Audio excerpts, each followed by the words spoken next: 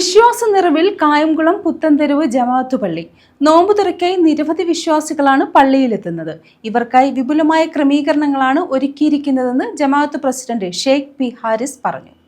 കായംകുളം പുത്തൻതെരുവ് ജമാഅത്ത് പള്ളിയിൽ നോമ്പ് തുറക്കായി വിപുലമായ ക്രമീകരണങ്ങളാണ് ഏർപ്പെടുത്തിയിട്ടുള്ളതെന്ന് ജമാഅത്ത് പ്രസിഡന്റ് ഷെയ്ഖ് പി ഹാരിസ് പറഞ്ഞു. ദിനംപ്രതി നിരവധി വിശ്വാസികളാണ് നോമ്പ് തുറക്കുന്നതിനായി പള്ളിയിലെത്തുന്നത്. വിശ്വാസികളാകെ വളരെ സന്തോഷത്തോടും പ്രതീക്ഷയോടും കൂടിയാണ് വരവേറ്റിരിക്കുന്നത്.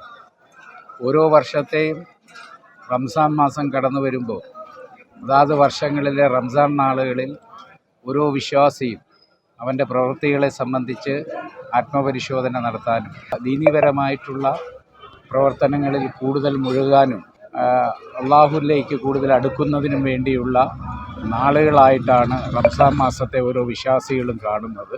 പുത്തൻതെരുവ് മുസ്ലിം ജമാഅത്തുമായി ബന്ധപ്പെട്ട് കാലാകാലങ്ങളിൽ റംസാനിൽ നോമ്പുതുറ വളരെ വിപുലമായി നടത്തുന്നുണ്ട്.